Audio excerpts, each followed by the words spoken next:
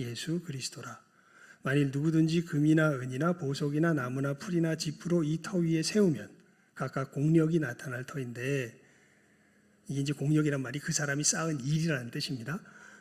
예수님의 터 위에 쌓은 것이 나타날 터인데, 그날이 그 공력을 밝히리니 이는 불로 나타내고 그 불이 각 사람의 공력이 어떠한 것을 시험할 것임이니라. 만일 누구든지 그 위에 세운 공력이 그대로 있으면 상을 받고 누구든지 공력이 불타면 해를 받으리니 그러나 자기는 구원을 얻되 불 가운데서 얻은 것 같으리라. 아멘. 예. 그러니까 우리가 예수님의 이 터 위에 뭘 쌓아요? 여기 공력을 쌓는데요. 그리고 이것이 이제 최후의 심판 때면, 이때는 천국과 지옥의 심판이 아니라 얼마나 제대로 쌓았느냐에 대한 판결을 받습니다. 뭐 가운데? 불 가운데 받아요. 그래서 그 쌓은 것이 많이 남아있으면 이 사람은 뭘 받아요? 남아있는 것에 따라서 상을 받습니다. 예. 남은 게 없으면 뭐 지옥 가는 건 아닌데, 여기 보면 어떻게 되어 있냐면 불타면 해를 받으리니, 그러니까 뭔가 상을 받은 사람보다는 못하겠죠. 해를 받으리 이렇게 표현되어 있으니까요. 예.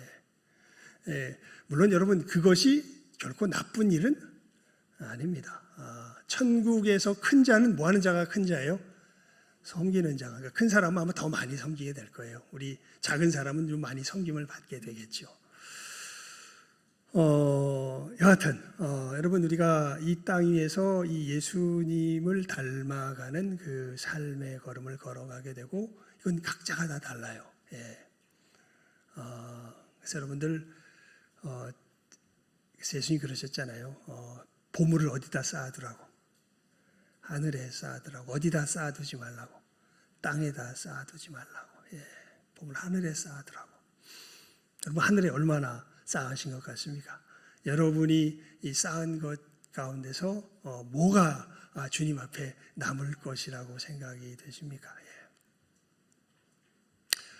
우리 김은종 장님 참 잘 기도해 주셨는데요. 진짜 남는 건요, 뭘까요? 사람입니다. 예, 사람. 나를 통하여 얼마나 제대로 된 예수님의 사람이 남아있는가 하는 것이 진짜 우리가 쌓는 진정한 보물이 되겠지요. 하여간, 자, 이 전체적인 얘기를 왜 했냐면, 여러분, 이렇게 우리가 예수님의 구원을 얻고 우리가 살아가는 이 진정한 영생의 삶에 대하여서 이제 성경이 늘 그 이야기를 하잖아요.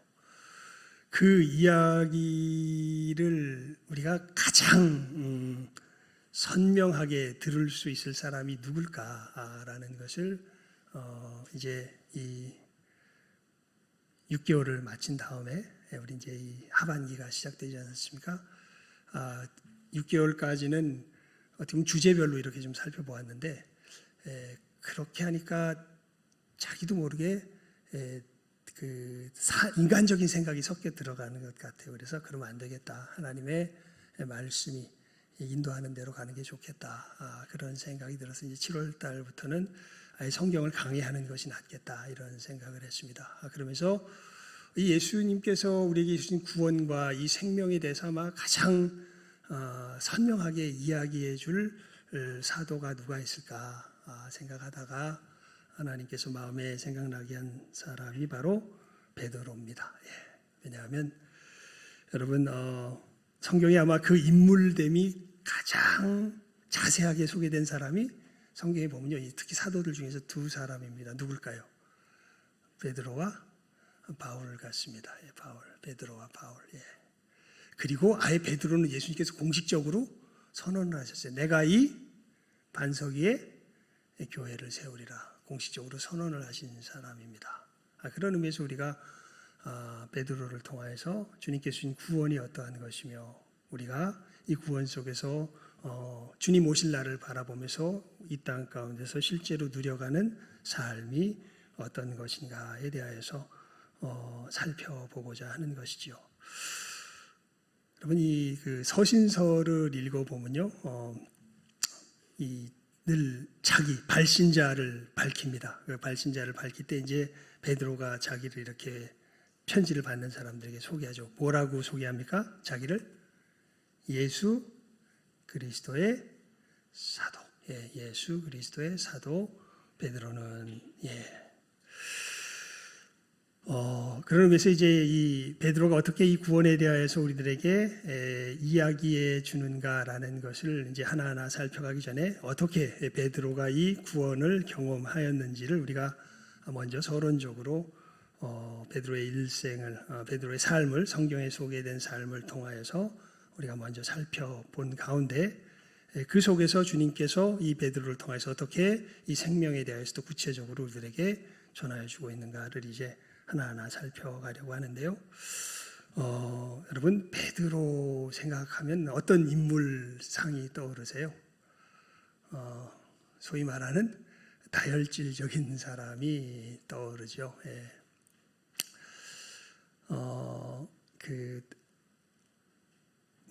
어떤 사람은요, 이 자기 마음 속에 그 엄청나게 깊게 어떤 마음을 품고서 이게 잘 안 풀어지는 사람이 있습니다. 은혜를 입든지, 원한을 갖든지, 마음속에 굉장히 깊게 새겨놓고 그걸 잘 안 그게 굉장히 오래 가는 사람이 있어요. 그런데 느낌상 보면 베드로는 그런 사람처럼 보이진 않습니다. 굉장히 다혈질적인 모습의 사람으로 보이는데요. 그러면서 정말 이 베드로의 이 예수님에 대한 마음을 우리가 성경에서 보게 되면 정말 이건 확실히 말할 수 있을 것 같아요. 베드로는 정말 최고의 사랑으로 예수님을 위했던 사람입니다.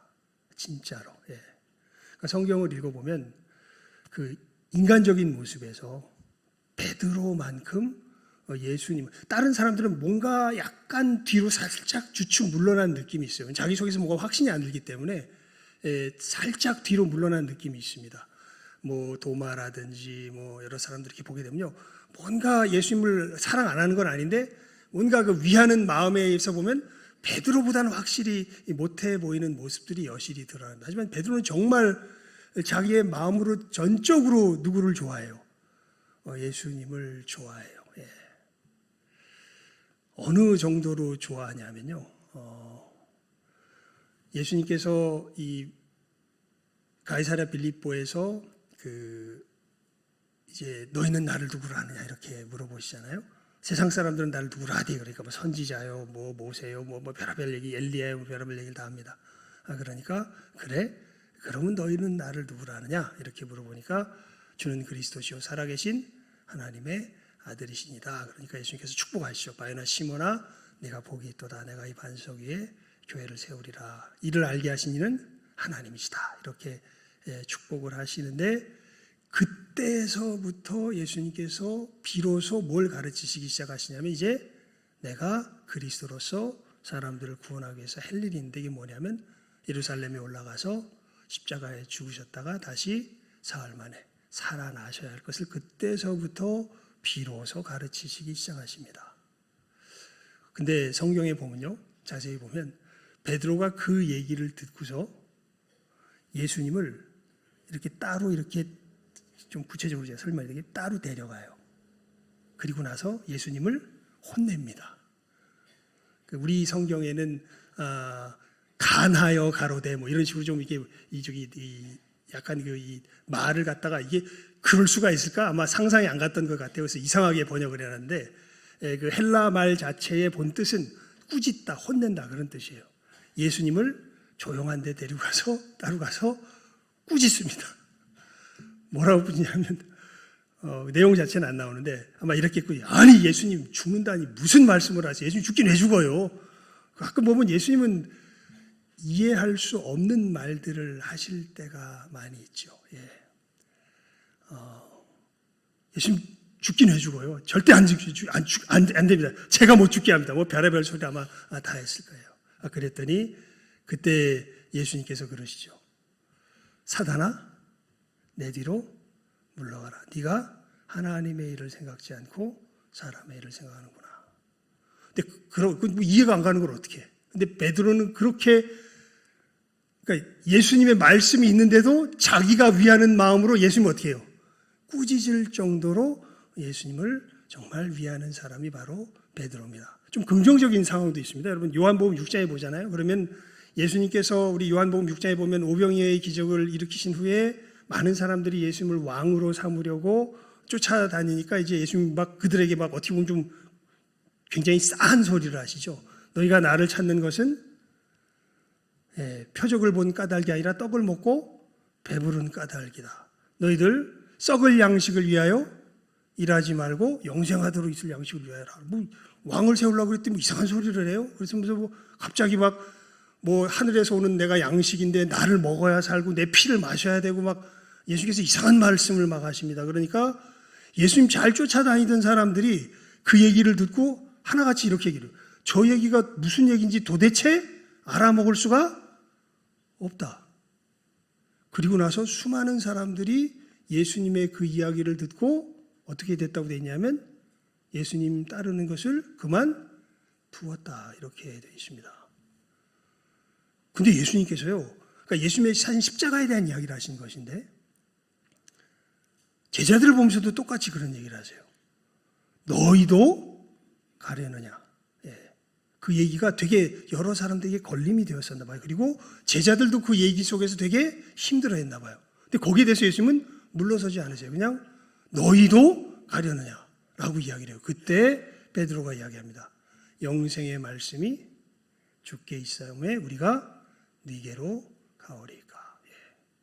분명히 이해는 못한 것 같아. 뒤를 봐도 예수님께서 뭘 가지고 그렇게 말씀하시는지는 이해는 못한 게 분명한데 거기 보면 베드로가 예수님 그렇게 정색을 하면서 말씀하실 때 영생의 말씀이 주께 있사오매 우리가 네게로 가오리까 이렇게 대답을 합니다. 그러니까 정말 베드로는 자기의 마음속에서 누구를?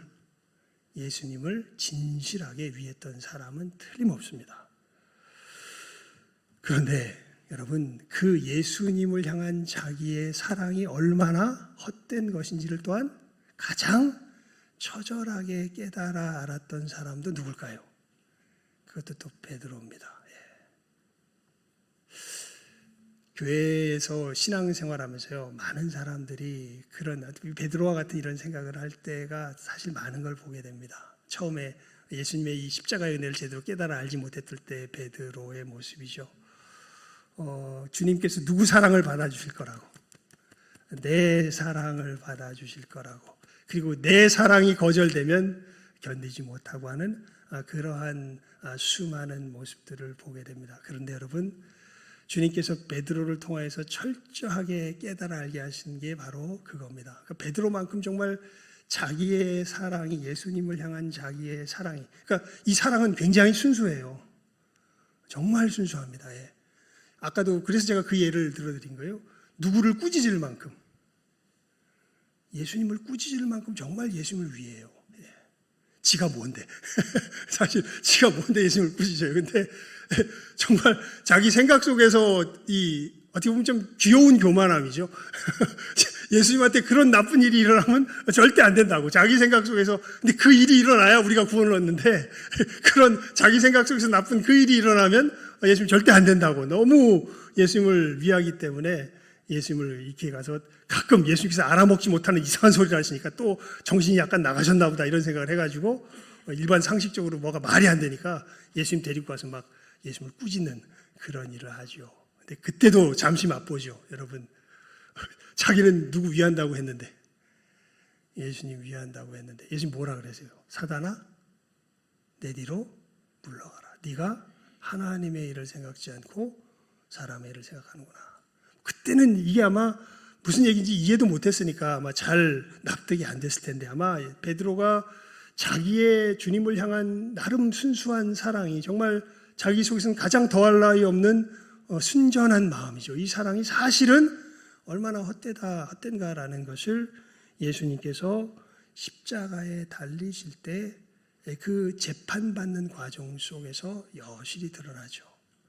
예수님께서 예루살렘으로 올라가시면서 계속해서 자기가 고난 받으실 것을 이야기하고 도마는 주와 함께 죽으러 가자 이렇게 얘기하면서 그 길을 정말 두려워하는 가운데 많은 제자들이 따라가고 그리고 이제 예수님께서 예루살렘에 입성하셔서 사실 입성하실 때의 모습은요 우리가 성경을 가만히 읽어보면 여러분 상당히 인간적으로 희망적이었을까요? 인간적으로 절망적이었을까요? 입성하실 때의 모습. 엄청나게 희망적이었습니다. 왜냐하면요, 바로 직전에 예수님이 어떤 일을 행하시냐면 이 베다니에서 나사로를 죽은 자 가운데서 살리십니다. 그러니까 여러분, 이 사람은 보리떡 5개와 물고기 2마리로 수많은 사람들을 먹이는 정도가 아니라 어떤 사람도 살리는 사람이에요? 죽은 사람도 살리는 사람이에요.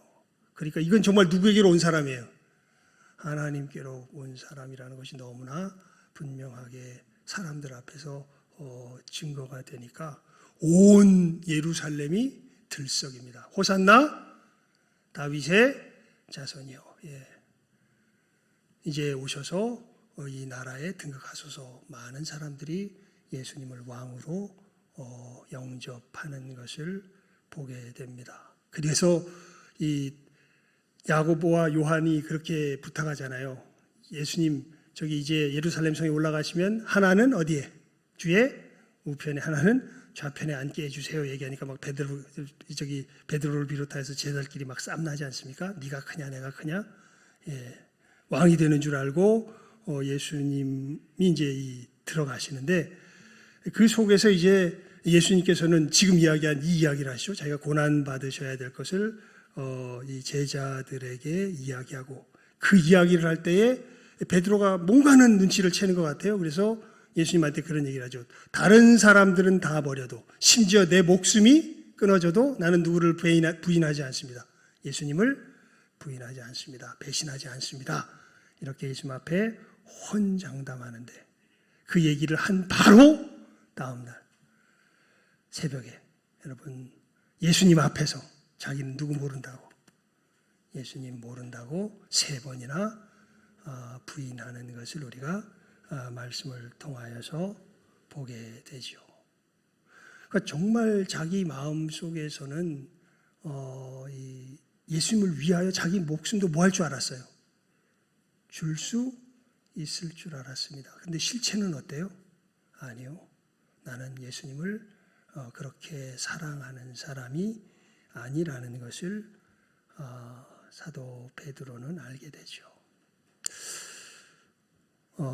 여러분, 우리 인생의 가장 큰 문제가 뭘까요? 그게 뭐냐면요, 사실은 우리가 생각하는 그런 사람이 아니라는 데 있습니다. 여러분은 여러분이 저를 비롯해서 여러분과 저는 여러분이 생각하는 그런 사람이 아니에요. 우리는 정말 파괴적인 존재들입니다. 파멸의 존재들입니다. 우리는 정말 다시 태어나지 않으면 소망이 없는 존재들입니다. 놀랍게도 예수님께서 이러한 우리들의 파괴적인 모습을 가장 가까이서 알게 해주신 분이 누구예요? 제가 그래서 잔뜩 설명을 했잖아요. 이게 누구예요? 이게 베드로예요. 베드로. 베드로야말로 자기가 했던 그 최선이 얼마나 무익하고 오히려 얼마나 큰 해가 되었던가를 아마 예수님 옆에서 가장 절실하게 경험했던 사람이 이 베드로일 것입니다.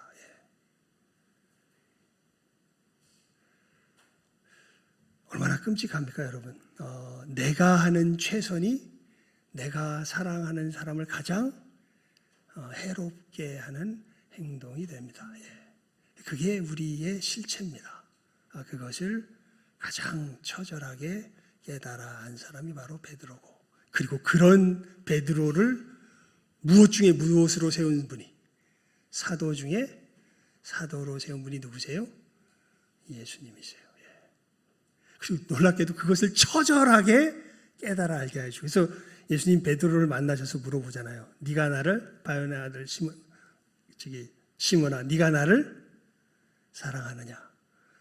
베드로가 예수님 몇 번 부인해요? 3번 부인하죠. 예수님께서 베드로한테 네가 나를 사랑하느냐 몇 번 물어봐요? 3번 물어보시죠. 그래서 세 번째 물어볼 때는 베드로가 어떻게 대답했다고 성경에 되어 있냐면 근심하여 대답했다. 그러니까 예수님이 나를 안 믿는구나.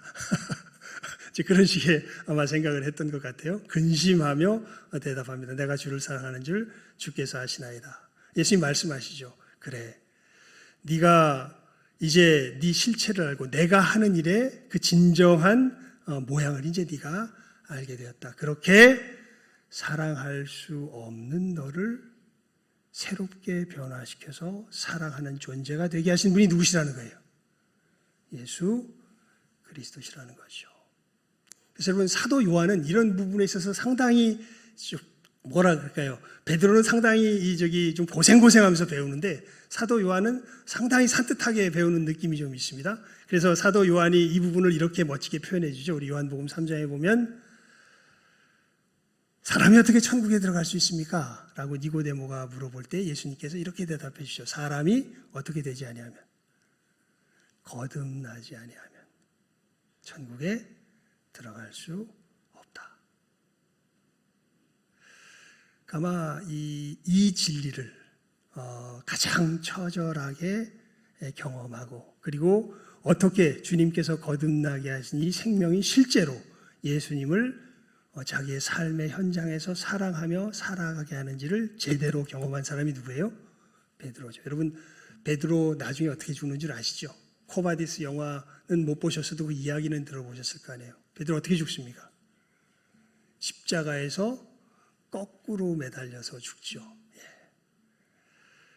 이 예수님 앞에서 제사장 앞에서 예수님을 3번이나 부인하던 베드로가 나중에 죽을 때는 주님께서 바로 짊어지신 십자가, 내가 어떻게 바로 짊어질 수 있게 나를 거꾸로 매달아 달라, 이렇게 해가지고 거꾸로 박혀서 죽는 베드로로서 주님 앞에 가는 모습을 우리가 보게 됩니다. 이 역사가 이 베드로 안에 일어나고, 이 역사가 무엇인지를 이제 자기의 삶을 통하여서 마지막 주님 앞에 가기 전에 이제 예수를 믿는 사람들, 그러니까 예수님께서 이루신 이 역사에 대해서 대표적으로 말할 사명을 가진 사람들이 사도거든요. 여러분, 사실 그 신약 성경은요, 바로 적혀진 게 아니에요. 신약 성경은 사실은 아마 처음 예수를 믿은 사람들은 신약 성경이 필요할 거라고 생각 못했을지도 몰라요.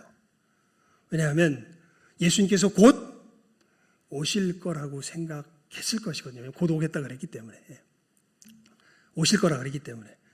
그런데 예수님께서 오시는 것들이 이제 점점 세월이 지나가면서 사도들이 하나 둘씩 죽어가기 시작합니다. 그렇게 됐을 때 여러분, 예수님께서 이루신 역사와 이 교훈이 어떤 것인지 그 당시 성도들은 누구에게 직접 물어보면 됐냐면 사도들에게 직접 물어보면 됐는데, 이 사도들이 이제 점점 죽어가니까 이 사도적인 가르침이 무엇인지를 하나님께서 기록을 통하여 남겨두신 것이죠.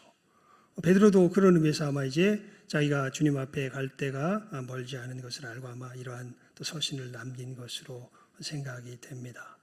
여러분, 이 말씀을 통해서 우리가 주님께서 이루신 그 구원이 어떠한 것인지, 우리가 누려가는 생명이 어떠한 것인지를 하나하나 또 제대로 배워가면서 우리의 믿음의 걸음 또 힘차게 천성을 향하여 전진하며 나아갈 수 있는 우리 귀한 복된 영혼들, 베드로를 통하여서 또 잘 배워나가는 우리 모두가 될 수 있기를 주님의 이름으로 축원을 드립니다. 기도하겠습니다. 하나님 아버지, 저희들 이 시간 참으로 이제부터 베드로를 통하여서 주님께서 우리에게 이루신 이 구원의 역사와 주님이 우리에게 누리게 하신 이 생명의 참모습을 하나하나 배워 나아가려고 합니다.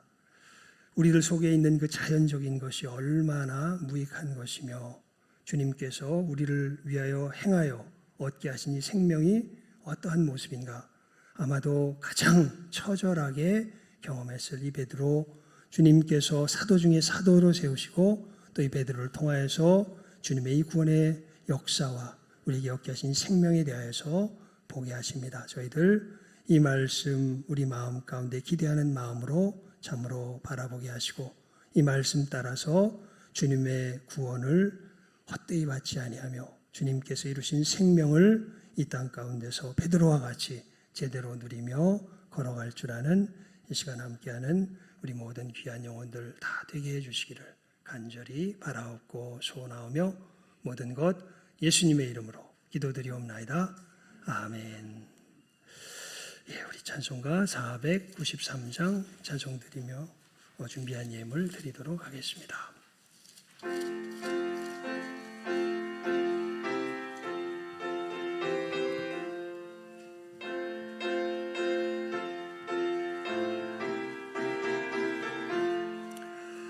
나 이제 주님의 새 생명 얻은 몸 옛 것은 지나고 새 사람이로다. 그 생명 내 맘에 강같이 흐르고 그 사랑 내게서 해같이 빛난다. 영생을 맛보며 주 안에 살리라. 오늘도 내일도 주 함께 살리라. 주 안에 감추인 새 생명 얻으니 이전에 좋던 것 이제는 값없다. 하늘의 은혜와 평화를 맛보니 찬송과 기도로 주 함께 살리라. 영생을 맛보며 주 안에 살리라. 오늘도 내일도 주 함께 살리라. 산천도 조목도 새 것이 되었고 죄인도 원수도 친구로 변한다. 새 생명 얻은 자 영생을 맛보니 주님을 모신 맘 새 하늘이로다. 영생을 맛보며 주 안에 살리라. 오늘도 내일도 주 함께 살리라. 주 따라가는 길 험하고 멀어도 찬송을 부르며 뒤따라가리라. 나 주를 모시고 영원히 살리라. 날마다 섬기며 주 함께 살리라. 영생을